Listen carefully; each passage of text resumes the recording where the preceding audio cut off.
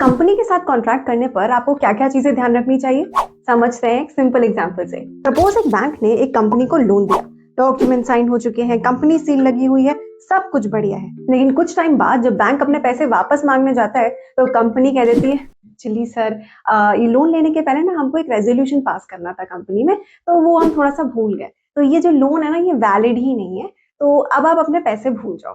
तूने क्या मेरे को ये ना समझाई क्या?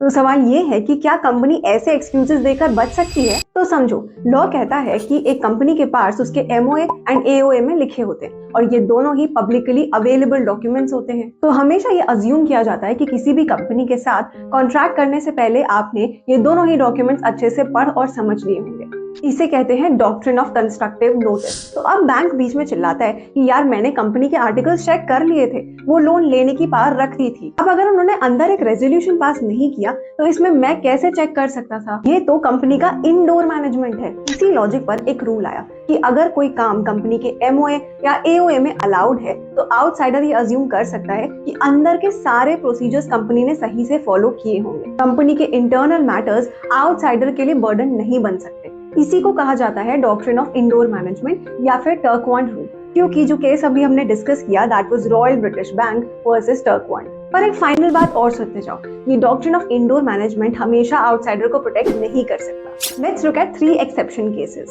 पहला, अगर आउटसाइडर को पहले से पता हो कि कंपनी में कुछ गड़बड़ चल रही है, इरेगुलरिटी चल रही है और फिर भी he goes ahead with the contract, तो वो बाद में लॉ से प्रोटेक्शन नहीं मांग सकता। Second case, suspicion of irregularity. मान लो आप कंपनी से कोई प्रॉपर्टी परचेज करने गए और वो प्रॉपर्टी बेच रहा है आपको कंपनी का अकाउंटेंट, तो क्या आपको सस्पिशन क्रिएट नहीं होगा? फिर भी अगर आप आंख बंद करके कॉन्ट्रैक्ट करते हो तो। तीसरा केस, फॉर्जरी। अगर साइन या सील ही फॉर्ज किए गया हो, ये कोई इंटरनल इरेगुलरिटी नहीं बल्कि कॉन्ट्रैक्ट को कंप्लीटली नल बना देता है। फाइनली, कंस्ट्रक्टिव नोटिस कंपनी को प्रोटेक्ट करता है, इंडोर मैनेजमेंट आउटसाइडर को प्रोटेक्ट करता है, लेकिन सिर्फ तब तक जब तक वो ऑनेस्ट एंड केयरफुल हो। वीडियो पसंद आया हो तो do not forget to like, share, subscribe.